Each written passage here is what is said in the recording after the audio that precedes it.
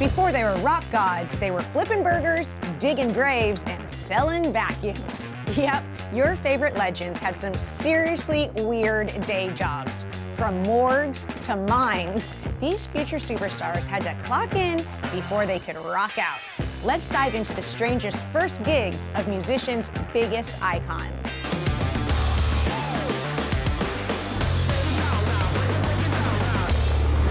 Rock and roll has had its fair share of flamboyant mouthpieces. The undisputed king of the roost is Van Halen lead singer David Lee Roth. Before he was jumping off drum risers and screaming into stadiums, David Lee Roth was quietly making rounds as a hospital orderly. That's right, the future Van Halen frontman once spent his days changing bedpans, wheeling patients around, and handing out pudding. With his over-the-top energy, it's hard to imagine Diamond Dave keeping things low-key.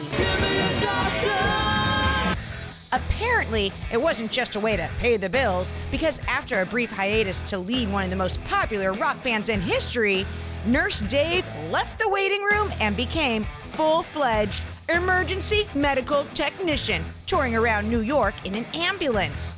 From spandex to scrubs, truly the only man who could make both look medically inadvisable. That is the essence of rock and roll.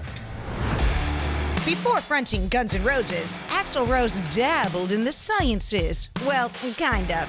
He was paid $8 an hour to smoke cigarettes as part of a research study for UCLA.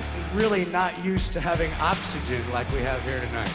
From lab rat to rock god, all in one unfiltered breath. Putting the fun in funeral home? Just ask the rock stars who once worked among the dead. Here are just a few rockers who worked with those for whom the bell tolled. Jonathan Davis of Korn had a job straight out of a horror movie. Before he was growling into microphones and helping invent the nu metal snarl, Davis was learning how to embalm corpses and file death certificates.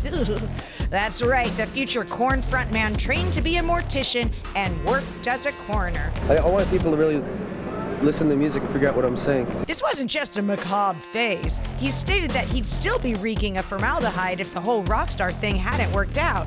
I guess you don't write songs like Dead Bodies Everywhere unless you've literally had to label the toes.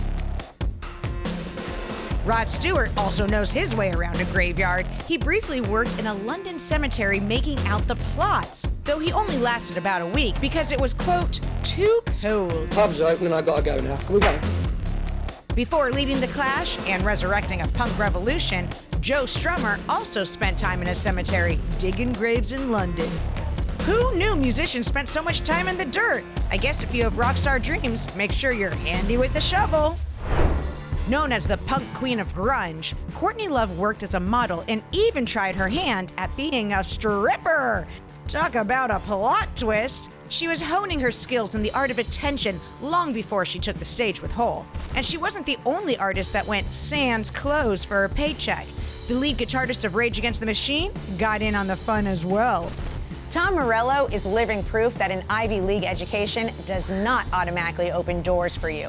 After graduating from Harvard, in order to make ends meet, he would shake his meat at bachelorette parties as an exotic dancer, with the Commodore's Brick House being his token tune to twist it to.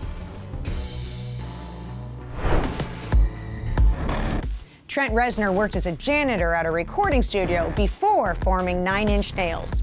He also did some technical work and audio engineering. I bet there was some Good Will Hunting stuff going on in there at night, right? It's not your fault, Trent.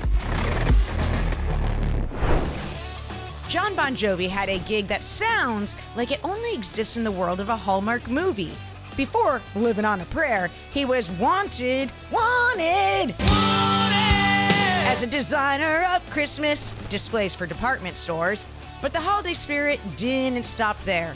In a plot twist worthy of the galaxy far, far away, John later lent his golden pipes to the Christmas in the Stars, a Star Wars-themed holiday album. Apparently, his cousin was a producer on the album and thought he'd be a perfect backup singer for R2-D2. From decking the halls to decking the Death Star, Bon Jovi's early resume was basically a holiday fever dream.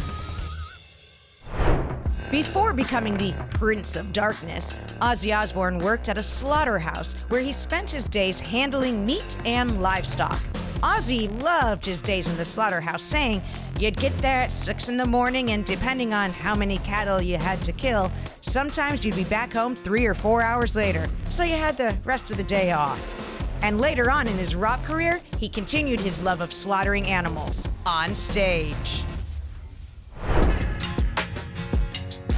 Speaking of handling meat, Chris Cornell's pre-Soundgarden job was a messy one. Fish handler, which sounds like a glamorous job at SeaWorld. It wasn't. He said, "My job wasn't to wipe up the slime and throw away the fish guts," he recalled to a local newspaper. Before becoming the shirtless wild man of punk, Iggy Pop had a much tamer gig, selling vacuum cleaners door to door. Picture it, a young Iggy politely demonstrating suction power in suburban living rooms, convincing housewives that spotless carpets were the dream. Turns out, he was better at blowing minds than sucking up dust. In a list full of gravediggers and strippers, David Bowie had perhaps the strangest pre-fame gig. Around 17, I realized I was a mime trapped in a man's body. He trained under legendary mime artist Lindsay Kemp, who Bowie credits with influencing his onstage personas. I think everything that I learned about stagecraft, creating a through point for a theatrical device, Lindsay Kemp really introduced me to the... Bowie even performed in Kemp's avant-garde stage productions, flailing silently in face paint and leotards long before Ziggy's Stardust took flight. At one point, he toured with the mime troupe that opened for the band T-Rex, confusing audiences who were there to headbang, not watch interpretive dance. It was weird, theatrical, and kind of perfect. Classic Bowie, really. And that's a wrap on the wild, weird, and unexpected first jobs of rock stars. From morgues to fish markets, these legends went through a lot before they hit the big time. So, if you're struggling, just remember, we all gotta start somewhere. Trust me.